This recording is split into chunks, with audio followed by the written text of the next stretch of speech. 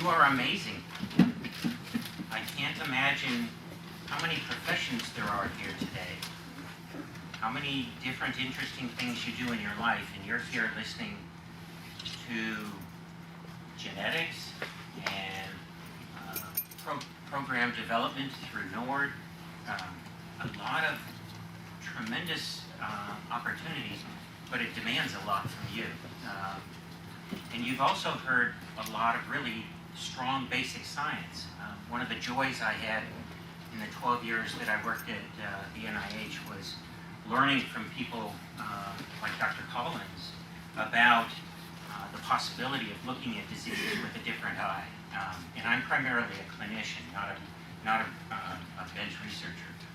So in the year that I've been away from the NIH, I have learned that most days are sunny in Denver as opposed to Bethesda, and that there are far fewer FD patients that I see on a daily basis. My hope is that the rest of today we can kind of burrow down just a little bit into the daily life and the issues that you face and that you've taught people like me about, and one of those is pain. I'm a palliative and pain doc, and I am usually quite humble because I know that all of the things I treat, I can't cure. And so I have been taught to remember that my job really is to cure only sometimes, to relieve. It should be my main goal, and to comfort should be what I expect of myself in every moment with every person. And I want to be honest, I don't want to promise things that I can't deliver, but having had 3 daughters, I can deliver this. And pain is what you experience.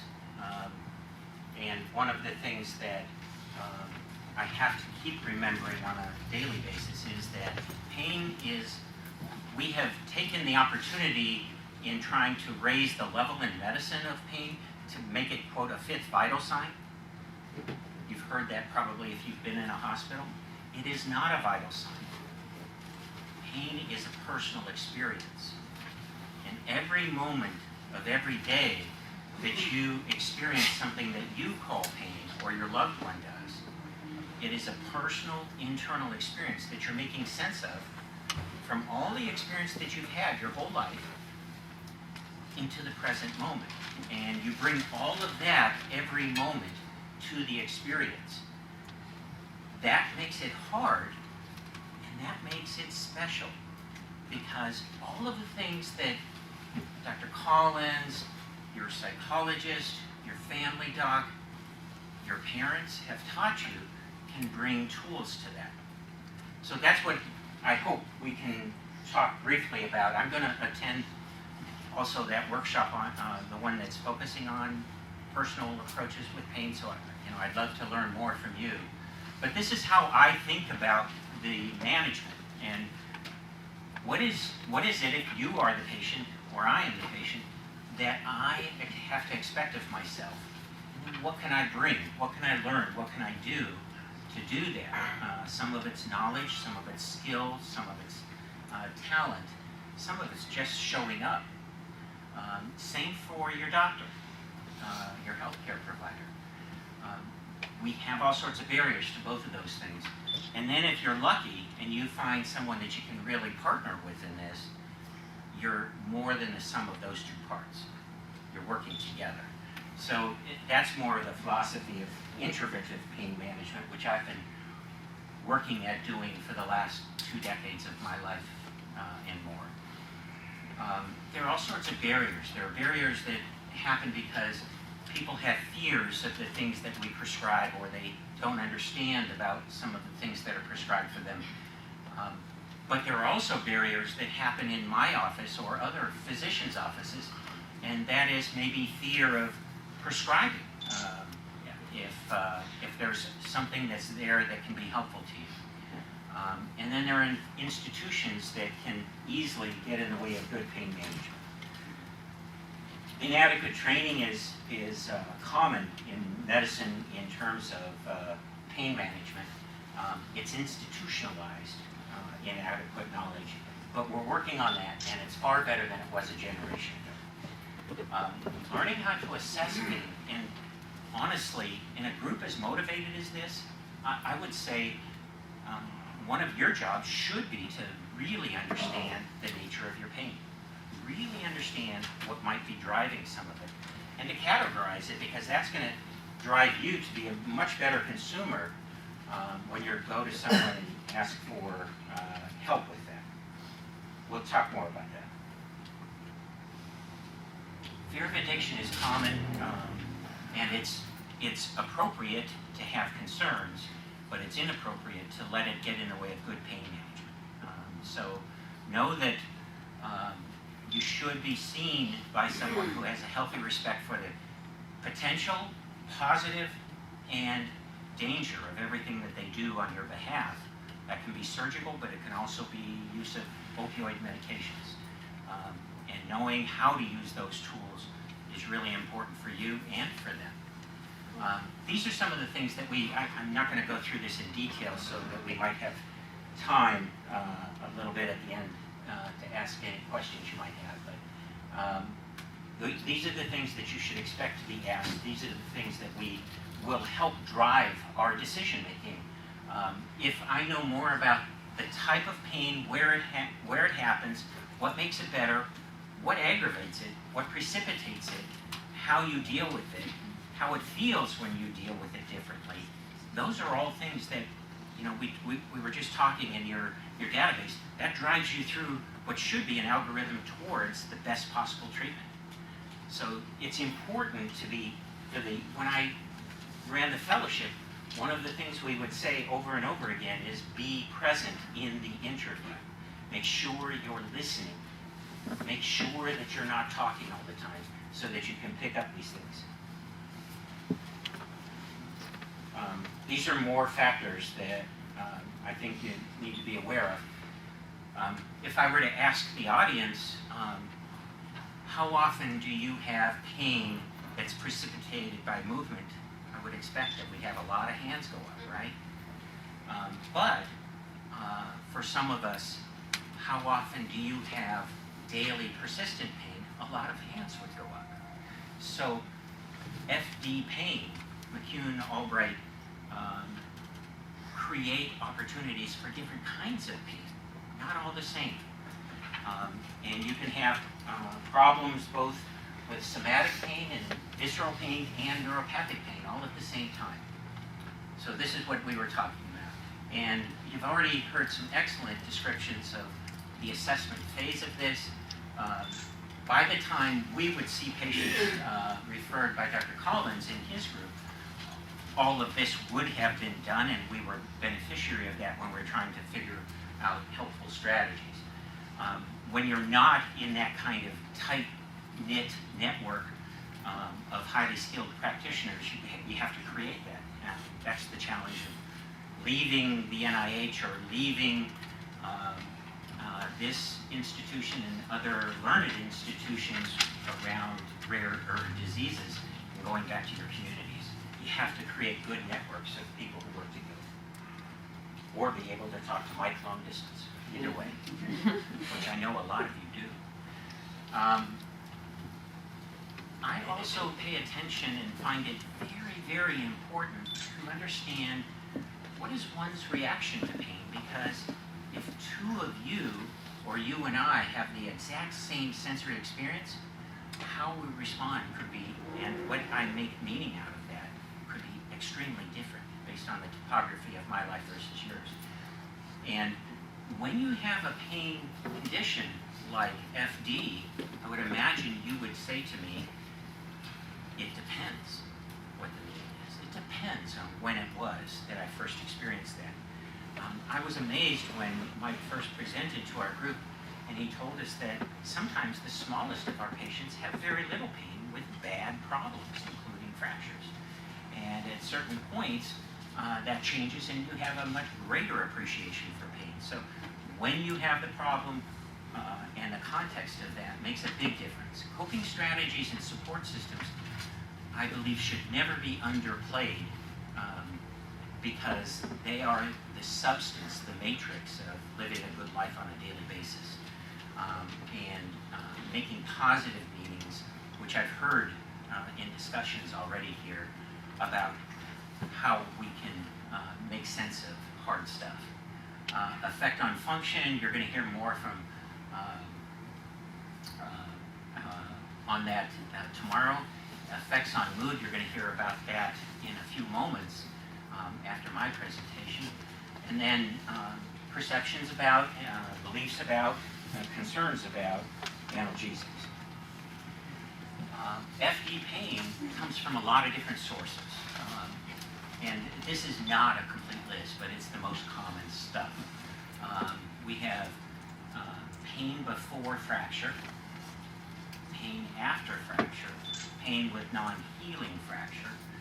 We have pain with changes in the site of these deposits, with growth of the deposits, just like you would have with a tumor.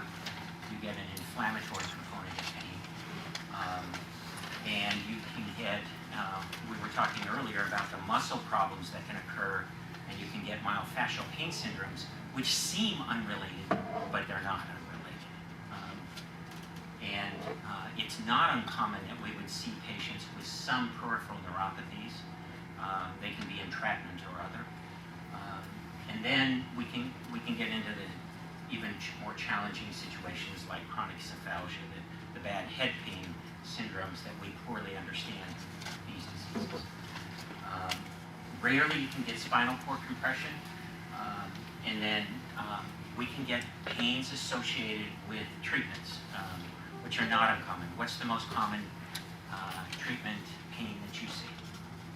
You see the practitioners in the audience who provide those treatments. It's surgery, right? So doing the right thing can be painful for a short period of time. And knowing how to manage that is important. Surgeons are trained in that. There are teams to help support that. It's important to do that. Untreated pain going into surgery, you heard earlier the mention of complex regional pain syndromes, the atypical central pain syndromes, significantly increases that.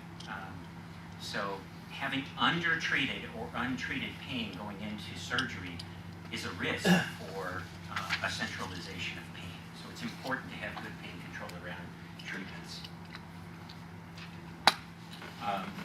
Knowing that you can have myofascial pains and that they're actually very common in FD, you can imagine, right? So a myofascial pain, if you have an overgrowth of a skeletal bone and a deformity that results from that, you're going to have overgrowth and stress on all of the myofascial structures of that lower extremity. So it's not uncommon to have that. If you have overgrowth of a vertebral bone, it's very common to have a referred pain to the myotome represented by that. So it's not the somatic external nerves on the outside of the body, but rather the nerves that represent the muscle involved in that tissue's growth near the spine, and the brain is making sense of it some other place peripheral to that. We can do that, we can manage those quite well, both with local therapies and non-invasive approaches.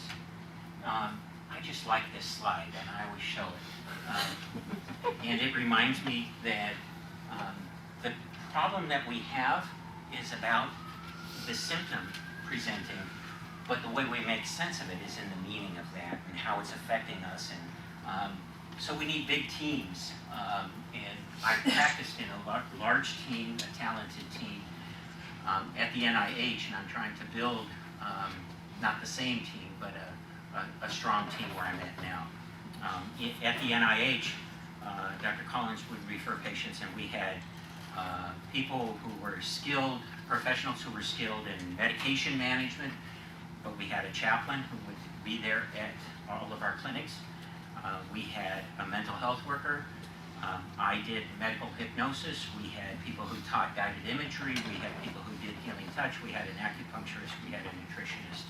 We had a lot of talented people, all of whom came to the patient's bedside as they were needed. And pain management in complex problems like this demands a lot of talent, but not in towers, in teams. I've seen Dr. Collins and others do this at the NIH, where they create kind of virtual teams all across the country by getting to know networks of people of similar minds, and I think sometimes that's how we have to creatively do some of this work. So just talking about some of the simple things that you can do.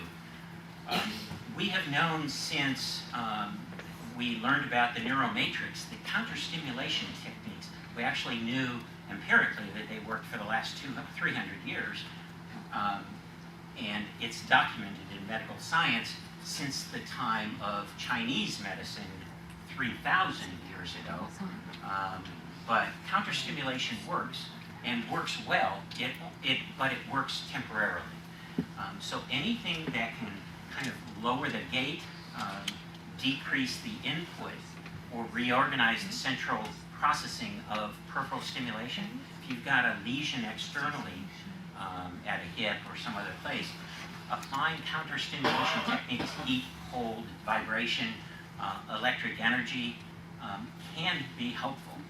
We don't understand why it's not 100% helpful, but for instance, TENS units, trans-electrical nerve stimulation units, in labor and delivery are highly effective 50% of the time. We don't know why only 50%, but it is significantly effective. It reduces opioid use, improves satisfaction scores.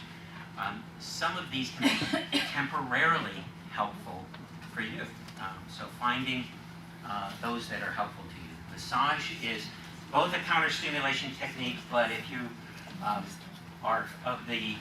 if you think about things from a traditional Chinese medicine, an Eastern philosophical approach, you would say it's far more than that you're accessing energy pathways.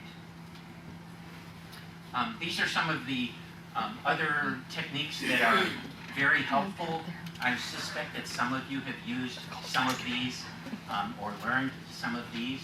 Many of these, if you were to look at Eisenberg's research of 10 years ago and 15 years ago, the numbers of us practicing these things, learning these things, or purchasing these things is going up at about 4% per year, far faster than the growth of Western medicine in the United States. So these are common, used on a regular basis.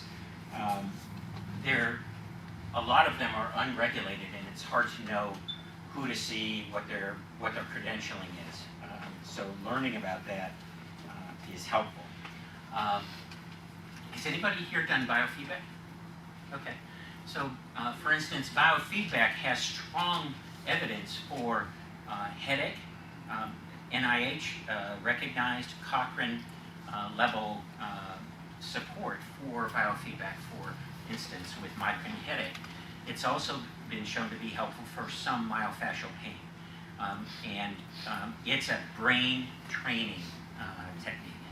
And the nice thing is it's really not cognitive. You don't have to do a lot of talk therapy to do this. You're learning how to make your brain work in a different way. There are actually specialized techniques like neurofeedback that are even more of that. So each of these has several layers. Hypnosis has strong evidence for helping surgical pain, postoperative nausea, anxiety, and insomnia in medical settings. And it has other literature about it in psychological or psychiatric settings. But it's a way of thinking about changing thought and changing perception through suggestion in altered states of consciousness, some of which I think you are in right now.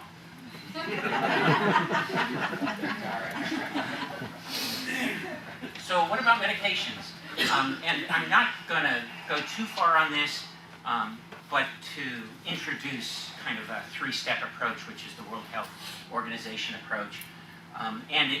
Many of you know a lot about this. So the first step are the non-opioid medications. And when I would teach our fellows, I would say every time you take a step on the ladder or think about a step on the ladder, you think about adjuvants as well. And we'll go through the adjuvants. So if you're needing to think about the next level, sometimes you never get to this level because somebody comes in severe pain, or we get a consult for somebody who's just had surgery and we need to help them there. So you enter where you should enter, but oftentimes over time as a patient you'll find yourself using some of these, but then maybe at some point you need to consider this step. And these are usually the things that the medications that are often in mixtures. They'll have one of these, acetaminophen most often, but it could be a couple of the non-steroidals, or it could be aspirin combined with an opioid. And the second one of these is an opioid. This is kind of a first step on the opioid ladder. This is a stronger step on the opioid ladder. The ladder includes oxycodone at both levels, and you might say, well, why is that? It's because here it's being distributed to your body in a long-acting form. So it's a higher dose with a stronger formulation over a longer period of time, which is why it's at both levels. These are not more dangerous than these.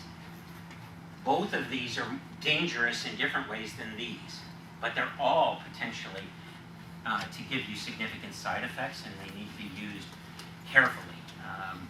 And the problems with each of these depends on the class of medicine that they're in.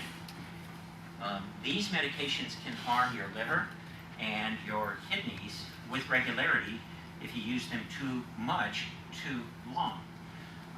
And in our children with FD, we're careful about how to use these. We use these, but we're careful with how to use these, and age has something to do with it. However, when you get to be my age, they start to worry about my kidneys because older individuals will have hidden renal function dysfunction, and the non-steroidals can be very dangerous. These, oftentimes, when we start getting into troubles, it's because of this medicine being used too much, which will give you toxicity. But these and these are in the opioid classification. I think I dropped a slide out. Among the remedies which it has pleased Almighty God to give man to relieve his sufferings, none is so universal and so efficacious as opiate. And that's true of all the opioid families. They've been a helpful tool for a long time. These four are the ones that most of us would say are pretty commonly used in American medicine: morphine, oxycodone, hydromorphone is dilaudid, and fentanyl, which comes as a lozenge or now a tablet. There are actually 5 transmucosal preparations, and then this would be the Duragesic patch. There should be another one on here called methadone, which many of you at first blush would say is more for addicted individuals to try and keep them away from using drugs. But actually it's a very powerful pain medication, but it should only be prescribed by individuals who have a lot of experience with it. If you or a family member are on opioids, it's important to kind of keep asking yourself, and if the doctor is doing his or her job, they're asking you the same things, and they're saying, tell me about how this helps your pain. How long does it help? How well does it help? Tell me how it informs your day. Can you do more? Are you cooking? Are you functional in a different way? Are those things, is it helping you in the function of the things that are most important to you? And then tell me how it affects you in negative ways, and those would be side effects or interactions with other things. That could be, and for the opioids, that is a very long list of potential opioids, I think I took the slide out of the elephant sitting on this big rock, and I was going to talk about constipation. There are a lot of potential side effects. Sedation, mood disturbance, nausea is usually the first side effect. Constipation is the one that doesn't get better. You have to treat it, and usually the more pain medicine your body needs, the more it needs something to help the constipation. Over long periods of time, it can suppress central control of your hormonal axis, and for that reason, oftentimes men and women will have a decrease in sexual drive and performance on opioids. And then you get into the fourth A, which is aberrant drug behaviors, and that is, how often is it that you see pain as kind of the enemy in your day? How much is it that pain gets in the way of relationships or activity or the things that are meaningful to you? And if you're using a medicine that relieves pain but also can have the potential for changing mood and alertness, it can also invite use for other reasons. So, and some of us, because of our genetics, we've been talking about genetics all morning, have a propensity for that behavior. So there's a genomic influence on addiction. Nora Volkow and others have shown that very well.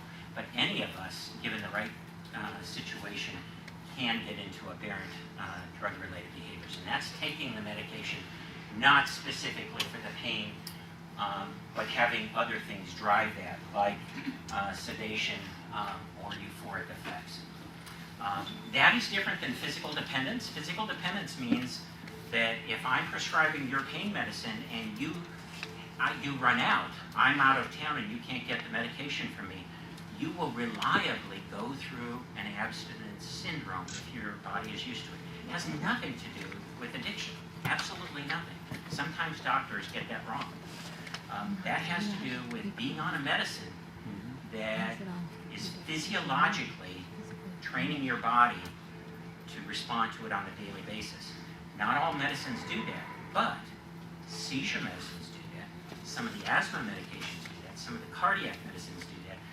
Some of the all of the anxiety medicines do that. So know that, and that's a different discussion. Tolerance is, if you use it for a longer period of time, your body sometimes will require higher amounts to do the same level of job. So the dosage may need to go up on some of these medications. We've talked about addiction, we've talked about side effects.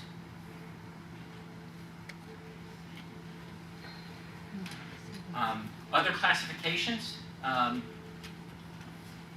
the anticonvulsant medications and the antidepressant medications are used for pain problems, and I know some of you have had experience with that, and those are for neuropathic pain problems.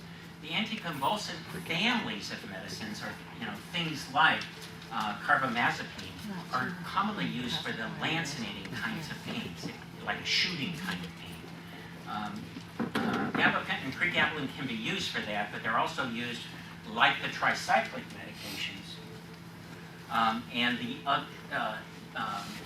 the combination serotonergic norepinephrine driving medication like Cymbalta, duloxetine, and then the SSRIs have significant benefit.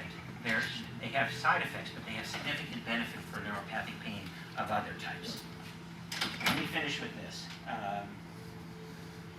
We have peripheral nerve blocks that can be helpful. They're usually temporary unless you're doing a neurolytic, and you usually don't do neurolytics in someone who is expecting to have a long life expectancy. Those are more for people with short life expectancies.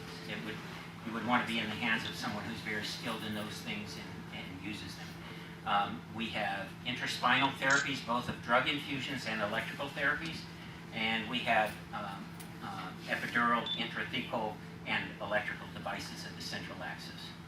These are some of the